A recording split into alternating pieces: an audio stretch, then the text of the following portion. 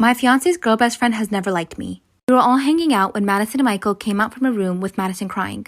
Michael looks at me and starts swearing and says I'm a raging bitch. Being hormonal and pregnant, I start crying and asking what's wrong. Proceeds to tell me about the text message I sent Madison. I told her I would not allow her near our child. I only sent this text message after the many racist texts she sent me about my child and I, me being biracial and all. Instead of hearing me out, Michael kicked me out of the house that we shared.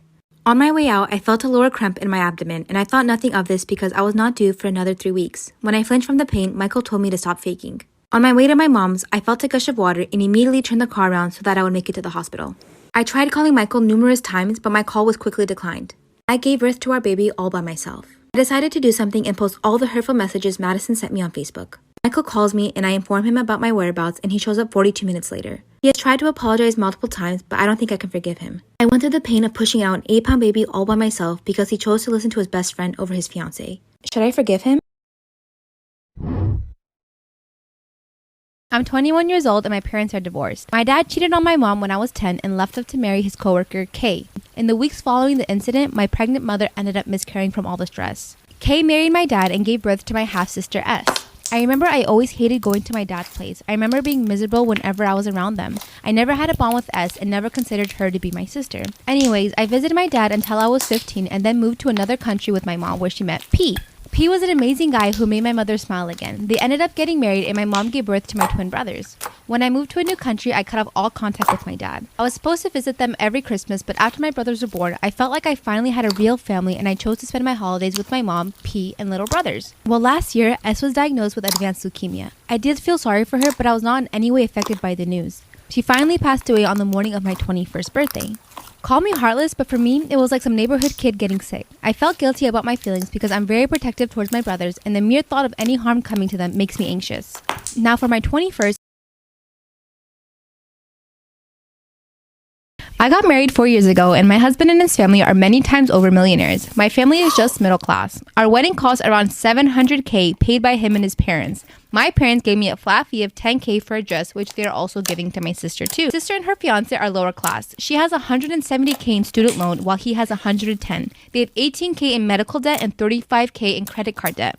Well, last night was my sister's birthday dinner and she announced she was engaged and wanted help paying for her wedding. She gave me a spreadsheet of how much she was going to need for her dream wedding. Anyways, her dream wedding is supposed to cost $100K, and as her only sister, I need to step up and help pay for her wedding since her parents are only giving her $10K for a dress. She said she needs me to give her at least $70K since I'm rich now. When I told her I'm not giving her $70K, she cried and said it wasn't fair how I get whatever I want.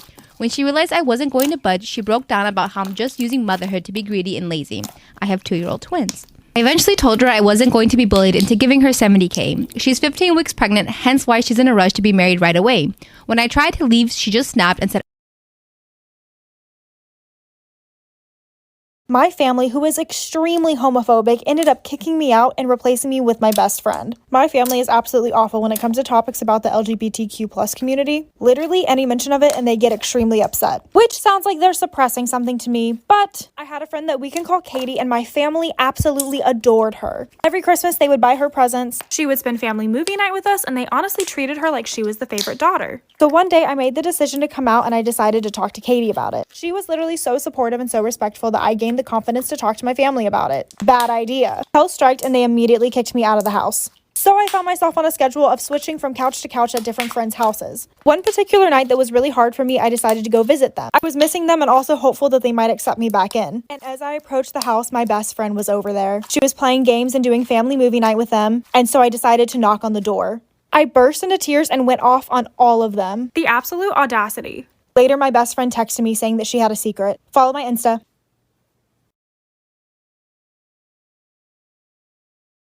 Okay, so can we please talk about how McDonald's is responsible for one of the biggest conspiracies? Yes, McDonald's. It became a massive FBI investigation and involved one of the biggest Italian mob families in New York. Well, around 1987, there was a little bit of a decline in the fast food industry, and McDonald's was really feeling it, so they were like, oh my gosh, how can we improve our sales? And this is when they decided to partner with Simon Marketing. And they had some amazing business ideas. They helped them come up with the Happy Meal, and they helped them come out with the Monopoly game. I don't know know if you guys remember this, but I used to play it a lot as a kid. You would get this little sticker that you could peel off on the back of drinks boxes. It would offer you a free Big Mac, a drink upgrade, but some of them offered way bigger prizes, like jet skis, cars, all the way up to $1 million.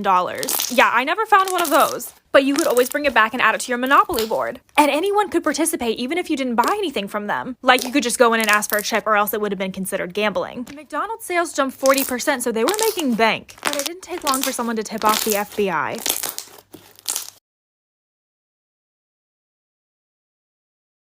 Story time of how I caught my teacher naked.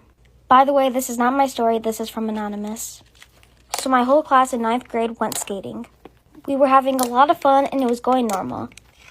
Afterwards, we went into the buses. When I sat on the bus, I realized I forgot my bag. I ran back inside into the women's locker room. When I went inside, it was just me, but then I saw a teacher. A male teacher. He was around his mid-30s. When I saw him, he was standing in just a towel. He was showering in the women's locker room for no reason. He asked me what I was doing there, and I said I forgot my backpack and that I was going to miss the bus. He then said if I stayed with him, then he would drive me back to school. So I did. I sat outside his shower and me and him were just talking back and forth. Then when he was done showering, he walked out fully naked. He then changed right in front of me, and I was fine with it. I mean, I like seeing naked bodies. Follow for part 2. Go back to your country. I was born in America. No, you look you're from Asia. I'm American.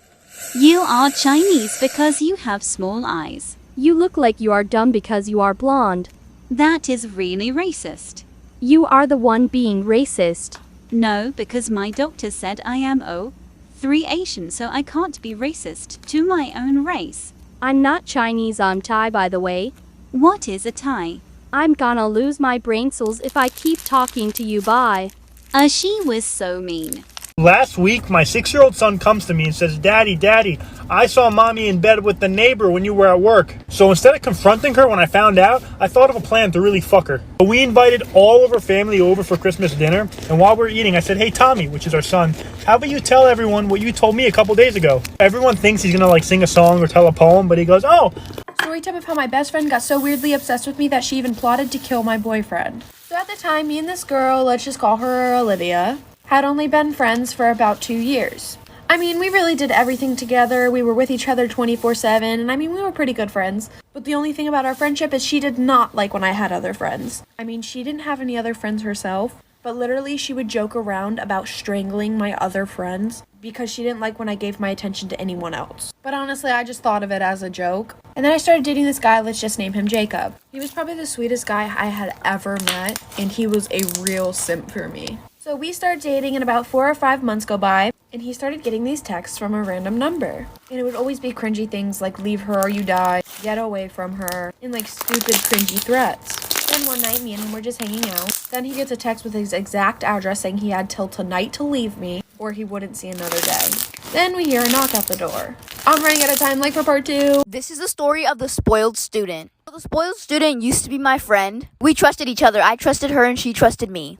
We can just call her Anna for now. Anyway, Anna was always about followers. She was at 10,000 followers at that time, and I was at 400,000. She got so cocky that her true colors were showing. Then the next week came by and she had over 100,000 followers. She became cocky that one day she even came up to me in class and said she was gonna beat me to 500,000. I didn't want it to be a competition, so I just let it go. Then the next week she hit 300,000. And then she even started making fun of me for playing with fidgets and slime. The principal was overwhelmed with my 400 followers that she even gave me a gift. And that morning, Anna passed by and she overheard our conversation. She even saw the gift. Her face looked mad and she just stared. Then I finally opened the gift and it was a pack of fidgets. Anna was so mad that she tried to trip me and I knew it was her. I looked back at her and she instantly did something on her phone. Storytime on how my mom tried to convince me to have a threesome with her. So I had just graduated high school, and my mom was single for a while. Then she started dating this guy, which me and my brother really liked, but he was a few years younger than my mom. And honestly, we were happy for her. She was very depressed and miserable with my dad, so we were okay with it because she was finally happy. So like I said, I had just graduated high school, and I always said I never wanted to go to college, so I started working retail. One day while I was at work, my mom called me and said, "Hey, let's go out shopping." And who am I to say no? So after I got out of work, I met my mom and we went lingerie shopping. That's what she specifically wanted to get. So we were at the store, and the first thing she said was, "Let's get matching sets," which was weird coming from my mom, but I said, "Fine, come back for part 2. Story of the time a police officer pulled me over just to flirt with me. So when I first got my license, I would always go to Wawa in the middle of the night. Usually I would pick up my friend and we would go together, but this night she was busy and I was hungry, so I just went by myself. So I pull up to Wawa, and right after I got there, I see a police officer pull up. I didn't think anything of it. So I went inside, ordered my food, and while I was waiting in line to pay, I see the police officer walk in. He was probably in his late 20s, early 30s, really tall and muscular, and had blonde hair and blue eyes. Just an overall attractive guy. Right when he walked in, we made eye contact. At the time, I was 17, so I wasn't thinking like, "Ooh, arrest me, officer." I'm just kidding. But whatever, I pay for my food, go to my car. Then the cop comes out a few minutes after me, and he looks at me while I'm getting in my car. And I was really hungry and not trying to wait to eat, so I watched YouTube on my phone and ate my food in my car. So I finished eating and started heading home. Mind you, there was nothing wrong with my car. I didn't have tints, all my lights were working, and all of a sudden I see cop lights behind my car. So I pull over, and it's lo and behold the cop from Wawa. Like for part 2. November last year, I gave birth to our first baby. It's the first in my family and the sixth in my husband's family. It's important to say that all 6 kids are boys, and my mother-in-law is in some sick, crazy girl phase. Ever since we made the announcement, my mother-in-law convinced herself that I was pregnant with a girl. I told her that once we knew the gender, she'd be the first person to know. Lo and behold, it was a boy. We told my mother-in-law we were having a boy, but she was still convinced it was a girl. She told the whole side of the family that it was a girl, and I corrected her, but she told them I was just annoyed because I wanted a boy first. I wanted a healthy baby. I didn't give a damn about the sex. She told them that we were naming the girl after her mom, which we will never do because my hubby hates his grandma. When the baby shower gifts started to come, I noticed a lot of things that wasn't in the register, like embroidered things with the grandma's name on it. Well, the baby was born, and imagine the surprise, it was a boy, just like we have been telling everyone. The problem, for them at least, is that now the baby has plenty of girl clothes that we plan on putting on our son, specifically for his family video calls and for pictures with them. After Saturday, my mother-in-law gave us a call and started screaming because... Have you ever messed up on a slime's color? Definitely yes. I remember one time I was trying to make a big batch of wild cherry slime and I accidentally dyed it blue. Luckily, I always add the colors before I add the scent to slime, so I was able to take some blue raspberry scent and turn this into a blue raspberry icy. Thankfully it worked out, but mess-ups are way more common than you think, which is why I get why you're asking.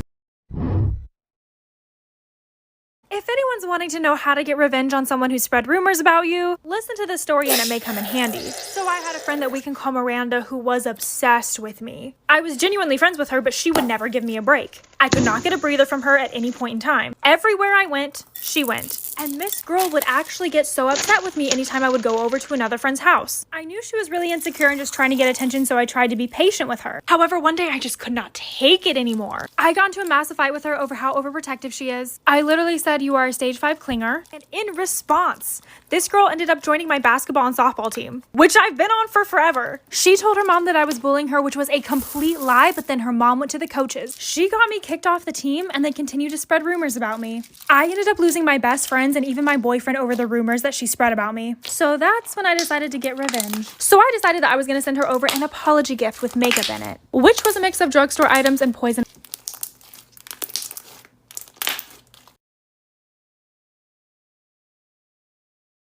Extremely creepy story time on how my aunt passed away. So a little background information. About 5 years ago, my aunt had gotten pregnant. It was really weird because a few months before she got pregnant, the doctor told her that she would never be able to have kids. And her husband had been trying for years. Well, I think like 2 weeks after the baby was born, it had passed away. And I don't really know why. For some reason, my mom won't tell me. Which is weird, but anyways, after that, my aunt just felt like a lot of things weren't going the way that she wanted them to in her life. So she decided to get closer with God. Well, every Sunday night, we go to my grandparents' house for a family dinner. And while we were there, my aunt starts going on this whole rampage. She said that God's not giving her the answers that she needs, and I don't really know what she means by answers. So my grandparents kick her out because she's acting like a psycho. Well, the same night at 3 a.m. in the morning, we hear a knocking on the door. And lo and behold, it's my aunt. So my mom lets her in because she feels bad and feels like she's the only one that will actually listen to my aunt. So she makes everybody sit at the kitchen table. And she pulls out a Ouija board from her bag, like for part 2. Hi y'all, here's a story time of how I got out of getting in trouble at school. So I believe I was in 1st grade at the time, and I had a best friend named, let's just say, Allie. Allie had this huge crush on this boy named, let's just say, Mark. Mark liked Allie, and Allie liked Mark back. So word got around that they both liked each other, so they scheduled a wedding. At the time, the whole grade was all obsessed with marrying each other and crushes and dating, but I was not really into that. I was more into sports and my grades, so I thought that this was kind of a crazy idea. So Allie comes up to me, tells me that she's getting married, and she invited me to her wedding. I thought this was absolutely nuts since I knew this relationship was not going to go anywhere, but I still said yes that I would go because, once again, it's my best friend. So the day comes, Allie wears a dress and heels to school, so she would look like a bride. I honestly forgot what Mark was wearing, but it was probably not groomly at all. But the wedding was scheduled for during recess. So we go through the school day. Allie was pretty excited about her wedding. I'm pretty sure Mark was too. And we finally make it to recess. I still thought this was an absolutely nuts idea because literally nothing was going to happen in this relationship. But I was still supportive and hyping her up. So we go out to recess and they have the wedding. It was kind of behind the play structure, so it was kind of hidden so the new naids wouldn't see. So I went over there for 2 minutes, but then I just thought this was absolutely horrible and boring, so I just left. But then once again, word got around and the lunch lady came. The lunch lady made all of them go down to the principal's office, and I got in huge trouble for this. While I was just sitting on the slide laughing because I knew I got out of trouble. Story of the time I let a stranger drive me home. Disclaimer, do not do this. So at the time, I was either 15 or 16 and I worked at a shoe store. I became really close friends with the people that I worked with, and they were a little bit older than me. And Uber was definitely a thing back then, but nobody ever used it. And a lot of my friends would use taxis, but they were pretty expensive, so I was not trying to get one. My parents were out of town, and my friend that was going to drive me home also worked at the mall, but she ended up going home sick, so she couldn't take me home anymore. So I start asking my coworkers if anybody would be able to take me home. But they all lived super far away from me in the opposite direction, so they all said no. The mall closed at 9:30 and we usually got out of work at 10, but I ended up sitting in the waiting area until 11 o'clock just hoping that somebody would be able to pick me up. A few security guards came up to me and asked me why am I still in the mall, and I told them I'm waiting for a ride, so they let me stay. Mind you, I was sitting by an exit, so I see this cute guy walking towards the exit, and I talked to him a few times because he also works in the mall. He was like, "You're still here?" And I was like, "Yeah, I don't have a ride." And he was like, "I got you." Storytime ex-boyfriend edition. Let's talk about the drama. So I dated this guy for about a year and a half. I knew him for 8 years before that. He was actually my teacher at university. But don't worry, we dated way after I graduated. I'm even a little bit older than him. Artsy, cute, nerdy, what can go wrong? Well, we could only hang out after 7 p.m. and there were only specific days that we could hang out. Yes, I know, red flags, I was stupid. But the time we had together was amazing. So I decided to turn a blind eye. This guy, with no shame at all, hangs out with other girls and posts them all over his social media. He refused to call me his girlfriend, but I was the love of his life, the most beautiful girl he's ever been with. I even went to his family functions. So basically, I was a girlfriend at convenience. So I start paying attention. There's girl's hair all over his apartment. Perfectly laid out, by the way. She knew about me, so I decided that I was going to take my pink hair and lay it right next to hers. This story gets so juicy, like for part 2. Story time about the girl who was absolutely obsessed with me in high school. So it was my junior year in high school, and I'm just going to tell you guys the first story of how I knew that she was absolutely obsessed with me and wanted to be me. Well, I had been dating this guy for a month, and I sent him nudes. Well, my nudes got spread around the school. And everybody knew they were mine until this one girl, and we're gonna call her Addie, started saying that they were hers. I guess one of my friends was talking about it in class, and they were like, "OMG, did you hear that her nudes got leaked?" AKA mine. And Addie was sitting at the same table, and she said, "No, those are my nudes." And at first, I thought this girl was just trying to be nice. I was like, oh, well, that's nice of her, maybe she's just trying to say that so that way nobody will bully me, I guess. Well, the one day I texted her about it. And I was like, hey, you don't have to do that. It's fine. I'll take responsibility for it. I did it. And she was like, what are you talking about? Those are my nudes. For part 2. Karen Storytime Part 1. So a little bit of background information. It's my 12th birthday, and I'm an anti-Karen Karen, which means that I am a Karen, but against Karens. So I stand up for Gen Z against Karens. Moving on. So it's my 12th birthday, and we go across the street from my house to this park. And yes, this park is traditionally meant for toddlers, but it doesn't mean that a bunch of 12-year-olds can't be there. There were maybe 7 of us. We weren't being disruptive. We were being really polite and nowhere near the toddlers that were there. This lady comes up and starts yelling at us for being near her kids. So I went home and I called our private security for our neighborhood, and I asked them if we were too old to be at the park because that was her excuse for asking us to leave. The security said that we were absolutely allowed to be there as long as we were with a parent. Come back for part 2. My fiancé and I are high school sweethearts, and we've been together for about 12 years. We were engaged for around 3 when he passed away due to an accident in the beginning of 2020. A few weeks ago, his brother came to visit me, and he's planning to propose to his girlfriend. He asked me if he could have the family's engagement ring. The ring my fiancé gave me is a family ring which has been in the family for generations. I have been wearing this ring for almost 3 years, and it's a symbol of our relationship. I don't feel ready to give it up. When I told him this, he got upset and said it's a family ring and it belongs to him now that his brother is dead. I told him to get out. I called his mom to let her know why I wanted to keep the ring. She told me she wouldn't have minded if I had been married to him, but I wasn't, so I'm not part of the family, and therefore I should return the ring. She said I'll move on one day, and it's unfair to hold on to a ring that I will never wear again, especially a ring that belongs to her family for generations. I would have at least considered giving back the ring in a few years. I just can't bear the thought of parting with this ring now. So I told her I'm sorry that she felt that way, but her son gave me this ring and I'm not giving it back. Since then, his mom and his brother have been spamming my phone with messages and calls about how I'm trying to steal their family ring. My boyfriend and I went to his sister's wedding last Friday. They've always had a strained relationship, but overall it was a great wedding. We were enjoying the party when my boyfriend goes up to the DJ and asks for the microphone. I thought he was going to do a toast for his sister, but no. He asked me to come up to him and I was terrified. I remember thinking to myself, he is not going to do that. No way. I take a quick glance at the bride and she is furious. He then proceeds to propose to me at his sister's wedding. Everyone was cheering for us, but his sister just looked like she wanted to cry. I didn't know what else to do other than say yes. I was crying, but not happy crying. After that, I went up to his sister and was apologizing over and over. She was livid. I felt so sorry for her. I left early and my boyfriend came back to the hotel room at 2 a.m. hammered. And so I decided to confront him. At first he was like, "Babe, my whole family was there and it was the best time." Until he finally admitted that he did it because his sister had ruined his graduation by announcing her wedding. He used my proposal to get back at his sister. I left the morning after and haven't talked to him since. I don't know what to do. He won't stop calling, but I'm overwhelmed with emotions.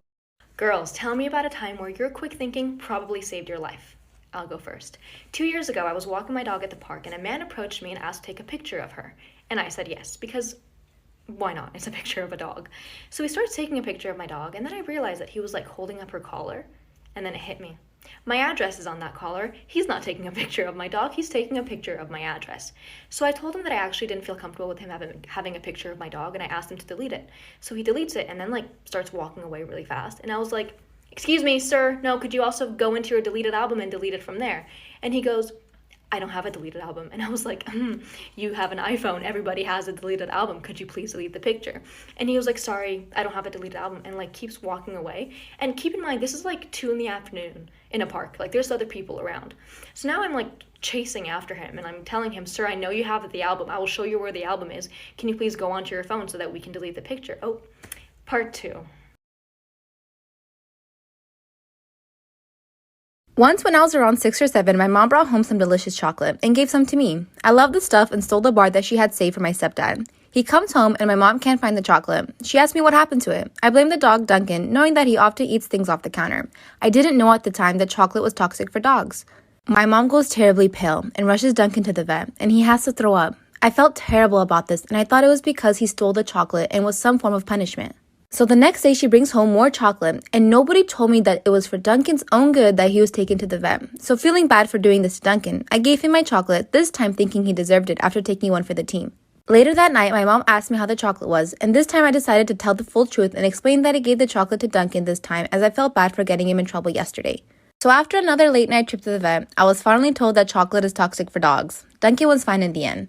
Now the twist is that the very expensive vet trips cost a lot of money, which prompted my mom to take a look at our expenses. That's how she found out our stepdad was hiding an affair and then got a divorce. My grandmother drove me to work today, and it was the scariest day of my life. So I'm just sitting in the passenger seat, horrified, while we're going 30 miles under the speed limit.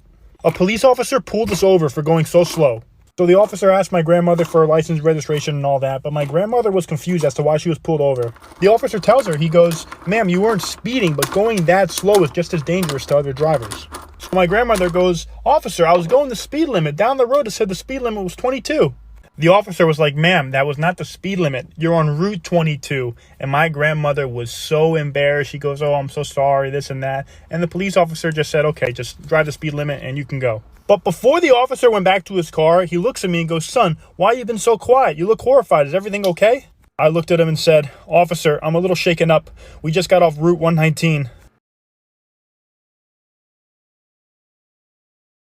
This is why you should always take your lockdown drills seriously. In 2017, two 16-year-olds were in their school bathroom when the lights suddenly went out and their school went into lockdown. Feeling rebellious, they decide, you know what, let's go explore the school a little bit first, and then we'll go follow procedure. They step out of the bathroom and look down the hall towards their classroom, and they see this large figure standing in front of their classrooms.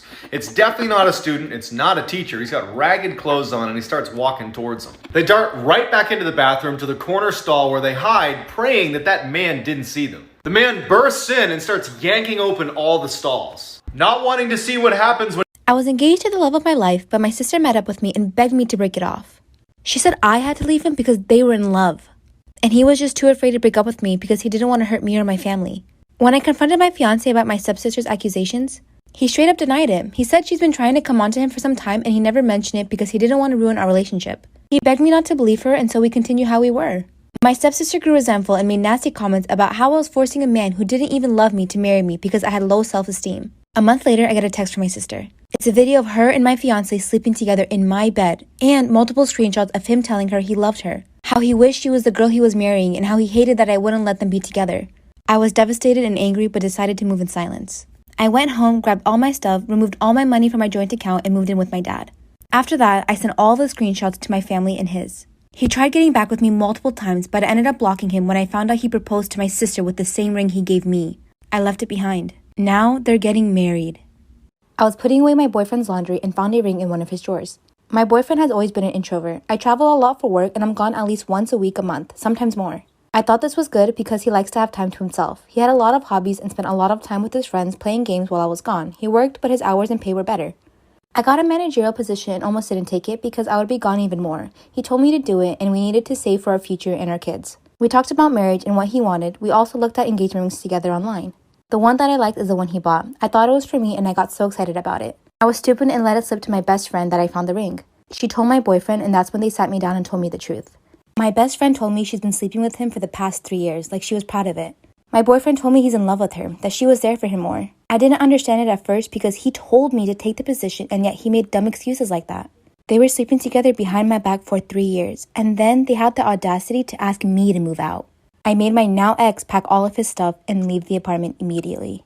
I'm completely devastated. I will never get tired of talking about Mary Vincent. When Mary was 15, she was hitchhiking home and a man named Lawrence Singleton picked her up. She was exhausted and fell asleep on the drive, and when she woke up, she realized that they were going the wrong way.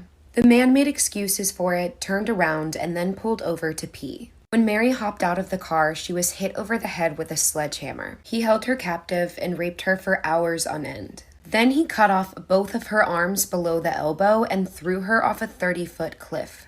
Mary stuck her arms in the ground to help create a mud pack and started climbing back up the ravine. She walked several miles until someone finally stopped to help her. As a teenager, Mary testified against Lawrence, this guy's friend, because he was so cute. So one day I told my mom, hey, why don't we take cookies or something to welcome the new neighbors in town? And my mom was like, that's a great idea. So we end up going over and we meet them. They're really nice. And the cute boy comes downstairs and he tells his mom he's going to go to Bible study. Well, when we get home, I tell my mom, hey, you know what? Maybe I should join a Bible study group too. And my mom was like, great idea. She even told me to go ask him about it since he had mentioned it. One day he's mowing the lawn, so I decided to go talk to him and ask him about the Bible study group. He actually ended up taking me there that same day and we had a fun class. Over the next few weeks, we became really, really good friends. Best friends. We told each other everything. But there was always attraction between